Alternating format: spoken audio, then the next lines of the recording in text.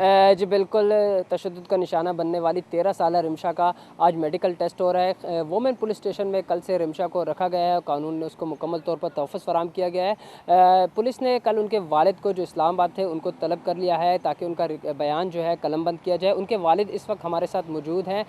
रहमतुल्लाह उनसे बात करेंगे कि सर ये सारा वाक़या कैसे हुआ, आपने एक कमसिन बच्ची का निकाह जो है एक 60 साला शख्स से कर दिया, और वो तो उनके वालिद ने ये भी कहा कि वो इस निकाह में शरीक नहीं थे। उनके जो मामू थे, बच्ची के जो मामू थे, वो उनको दरगई नानी के पास लेके आए, तो उसके बाद इस बच्ची को जो है फ़रोख्त किया गया। वालिद से बात करेंगे। सर, इस वाक़े के बारे में आपने तफसीलात बताइए, एक बार फिर बताइएगा कि बच्ची के निकाह में आप नहीं थे, रज़ामंद नहीं थे, फिर ये शादी कैसे हुई? असल में बाज़ घरेलू वजूहात की बिना पर और नाकाबिल बयान यानी हवालों से जो है ना, कुछ ऐसे हालात थे घर के कि मैंने बच्ची को उसकी नानी के घर भिजवा दिया था उसके मामू के साथ, ताकि वो वहीं पे उसका कोई मुनासिब सा रिश्ता देख लें और उसकी शादी कर लें किसी अच्छी जगह पर। लेकिन चंद दिनों बाद फिर वो मेरा जो साला है उमर ज़मान, वो एक ज़रमिशान नामी आदमी को लेके हमारे घर आया और उसने कहा कि इस शख्स से मैं आपकी बेटी का निकाह करना चाह रहा हूँ। लेकिन मैंने इनकार कर दिया था क्योंकि वो काफ़ी एजड बंदा था और उस ऑलरेडी शादीशुदा भी था, 6-7 उसके बच्चे भी थे। मैंने इनकार कर दिया था और बच्ची को उनके साथ दोबारा भेज दिया था और ये बताया था कि इस बच्ची का किसी और मुनासिब जगह पे देख के आपने रिश्ता करना है। यानी 13 साला रिमशा की आप शादी करना चाहते थे, 13 साल की उम्र में उसकी शादी करना थी, ये आपका फ़ैसला था वालिदैन का? जी, कुछ घरेलू परेशानियाँ, ऐसी मजबूरियाँ थी जिसकी बिना पे उसकी शादी हमें करनी पड़ी थी। तो जिसकी वजह से फिर उन्होंने फिर इस तरह किया कि हमारे बग़ैर बताए और हमें एतमाद में भी नहीं लिया और चोरी से जो है ना उसका निकाह ज़रमीन शाह के साथ कर दिया, और हमें उन्होंने 3 दिन बाद वो निकाह के बताया था कि बच्ची का निकाह जो है ना हमने ज़रमीन शाह से कर सर, दिया। जब आपको पता लगा कि निकाह हो गया और बच्ची का निकाह हुआ, उसको उसके मामू ने 60,000 रुपए लेकर बच्ची को फ़रोख्त कर दिया ज़रमीन शाह को, जो पहले से शादीशुदा था, तो क्यों नहीं आपने पुलिस की मदद ली, कानून की मदद ली, चुप क्यों तान ली थी? मासूम बच्ची के साथ क्या जुल्म ढाए जा रहे थे, वो तो आपने कल देखा कि उसके बाल काटे गए, उसको भेड़ियों में कैद कर लिया गया था काली कोठरी में। क्यों ऐसा आपने इतनी बेहसी का सबूत क्यों दिया वालिदैन होते के बाद? जबकि आपकी बेटी ने कल एक ही बयान दिया कि उसे दुनिया में सबसे ज़्यादा अजीज़ उसके वालिद हैं, लेकिन वालिद की बेहसी क्यों? इसमें कोई शक नहीं है, लेकिन यह है कि रिमशा जो है ना, ये पहले भी शादी से पहले भी 2-3 दफ़ा घर से जा चुकी थी। बहुत हमने उसको समझाया भी, मारा भी, हर लिहाज से, लेकिन ये बाज़ नहीं आई, जिसकी वजह से मजबूरन इसकी हमें फिर यहाँ पे शादी करनी पड़ी। ज़रमीन शाह के साथ तो मैं राज़ी नहीं था, लेकिन बाद में जब निकाह हो गया तो फिर मुझे मजबूरन जो है ना उस पर रज़ामंदी करनी पड़ी। जब शादी हो गई तो उसके भी 2-3 दिन, यानी 2-3 दिन बाद फिर ये वहाँ से निकल के इस्लामाबाद आ गई थी और 3-4 दफ़ा शादी के बाद भी ये अब क्या कहना है आपका कि तशद्दुद करता है बच्ची का ऊपर ये ज़रमीन खान, तो अब रखना चाहेंगे आप इसके साथ? अब आपका क्या फ़ैसला है, क्या रिपोर्ट आपने कलमबंद करवाई? ये तशद्दुद तो इसने किया है, ये अच्छी बात नहीं है, लेकिन ये है कि अगर उसने सिर्फ ज़ंजीर से इसको बांधा था और इस नीयत से कि ये बच्ची घर से बाहर ना निकले, तो मैं समझता हूँ कि वो तो फ़िलहाल कुछ अरसे के लिए ठीक था। लेकिन सर, जो 60,000 रुपये क्यों लिए आपने? 60,000 रुपये में अपनी नन्ही जान को फ़रोख्त कर दिया। पैसों के बारे में मुझे कोई इल्म नहीं है, जो बच्ची का जो मामू है उसने अगर लिए हों तो उस बारे में मुझे कोई इल्म नहीं है इसके तो बारे में। मामू के खिलाफ कोई कानूनी कार्रवाई करेंगे आप, कोई मुतालबा करते हैं? बिल्कुल, मैंने यहाँ पे वो लिख के दिया हुआ है सारा बयान अपना, और मैंने कहा अगर मामू को अरेस्ट किया जाए और उससे मालूमात ली जाएँ, अगर उसने ये पैसे लिए हैं तो उसके खिलाफ सख्त कार्रवाई की जाएगी। ठीक। जी बिल्कुल, इनसे बात हुई तो इनका कहना यही था कि जो बच्ची के मामू, उनके खिलाफ कार्रवाई की जाएगी। अब वालिद हैं बच्ची के, 60 साला शख्स से आपने उसका निकाह किया, छोटी सी मासूम सी बच्ची, आप अब भी कह रहे कि जो हुआ ठीक हुआ, हम खुद उसकी रज़ामंदी से उसका निकाह करना चाह रहे थे, शादी के लिए देखना चाह रहे थे किसी मर्द को, क्यों ऐसा आपने किया? क्योंकि रिमशा के हालात ठीक नहीं थे शुरू से। मैंने आपको बताया कि शादी से पहले भी उसका थोड़ा सा चाल चलन ठीक था और हमेशा घर से निकल जाया करती थी बग़ैर इत्तला के।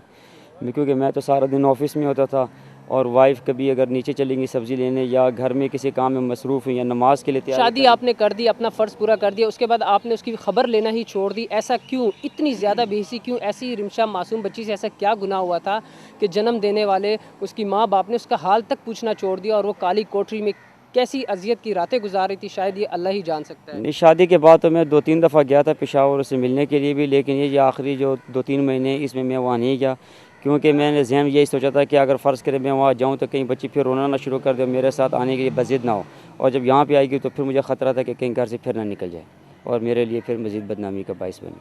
ठीक है, यहाँ वालिद का कहना है कि बदनामी के बाइस उन्होंने ऐसे इक़दामात, ऐसे कदम उठाए, लेकिन एक जानिब ये भी देखा जाए, इस्लाम की रूह से भी देखा जाए तो हदीस शरीफ में भी आता है कि अगर कोई शख्स ये समझे कि उसकी बीवी के चाल चलन ठीक नहीं, तो उसकी तशद्दुद के बजाय उसे आज़ाद कर देना लफ्ज़ इस्तेमाल किया गया है। वालिद से हमने बात की, पुलिस का कहना है कि वो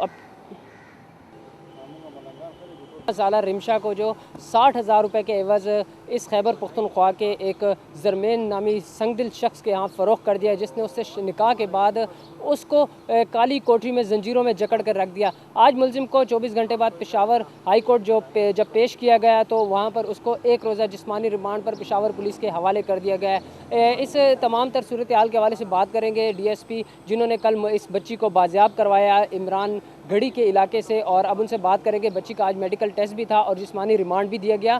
क्या इनके वालिद को शामिल तफ्तीश किया गया है जिनको इस्लामाबाद से तलब किया गया? जी सर, क्या वाक़या अब आप बताएंगे कि कोर्ट ने आपको एक दिन का जिस्मानी रिमांड दिया, उनके वालिद का बयान भी आ गया, उन्होंने भी अपनी स्टेटमेंट दी, अब आप क्या बताएंगे? शुक्रिया अदनान।